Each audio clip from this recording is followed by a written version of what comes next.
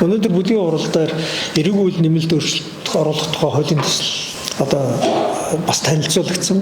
Өнгөрсөн чуулганаар өргөн баригдаад өнгөрсөн чуулганаар хэлэлцэжсэн боловч хойшлогдсон байсан. Энэ эрүүг үеийн нэмэлт өөрчлөлтийн нэг гол зарчим нь худал мэдээлэл тараах гэдэг эрүүгийн хуулийн зүйл заалтан дотор тайлбар орж байгаа. Ямар тайлбар орж байгаа вэ гэхээр худал мэдээлэл тараах гэдэг зүйл заалтан дотор хуулийн этгээд гэдэг нэр томьёо байгаа юм.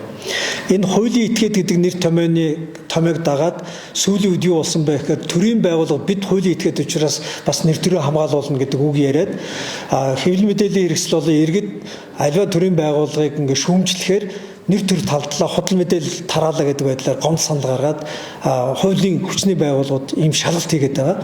Тэгээд энэ дээр ямар тайлбар хийж байгаа вэ гэхээр эрүүгийн хуулийн худал мэдээлэл тараах гэдэг зүйл заалтанд хэрэгжилж байгаа хуулийн этгээд гэдэгт төрийн байгууллага хамаарахгүй гэж тайлбар бичиж байгаа. Та бүхэн саяхан одоо болоод үг нь одоо хуучраагүй байх шиг байна. Шинэ хууль зүйн сайд нэг үг өнгөрсөн 7 хоногийн алдад хэлсэн. Үндэсний аюул байдлын зөвлөлийн гишүүн өндөр албан тушаалтантай холбоотой худал мэдээлэл тараасан учраас гэд нэр бүхий сэтгүүлчдийг барьж хорьсон тухай ярьсан. Тэгээ сэтгүүлчд биш юм шиг байлаа. Гэхдээ эрүүгийн хуулийг ашиглахдаа албан тушаалтан төрийн байгууллагын нэр төрийг хамгаалах ёстой юм шиг үг хэлсэн байлаа. Монгол Улсын өнөөдөр хүчин төгөлдөр үйлчилж байгаа эрүүгийн хууль бол иргэний нэр төр алдруудыг хамгаалах зориулагдсан болохоос биш төрийн нэр төр алдруудыг хамгаалах ерөөсөө зориулагдаагүй.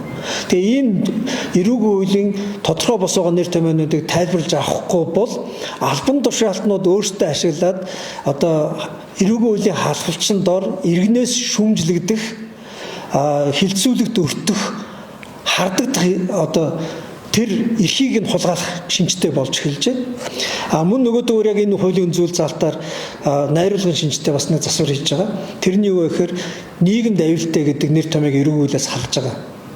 Ардчилсан иргэний эрхийг эрхэмлдэг улс орнуудад хэмжигдэж болдоггүй нийгэм гэх мэтийн ийм хийсвэр ойлголтыг хэрэглэж ялз юм өгдөггүй.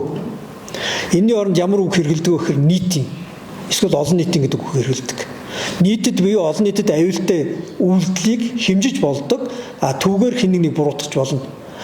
Нийгэмд аюултай гэдэг үйлдэлийн тухай ярих юм бол энэ социализмын ойлголт. Англи дээр ч тэрийн чи public order гэдэг үг шүү дээ. Нийтийн гэсэн үг байхгүй юу? Гэтэл биднес энийг одоо нийгмийн гэдэг үгээр олон нийтийг одоо иргэдийг яллалж хэмжиж байгаа бол энэ социалист хууль тогтоомжоос салаагүй байна л гэсэн үг. Энэ гих мэт одоо жишээ мөрдөн байцаалтын нууц гэж байгаа.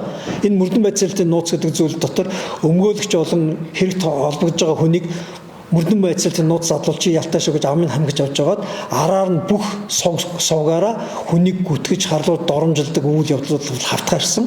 Энэ байдлыг ч гэсэн бид нар засах хэрэгтэй гэж үзэж байгаа.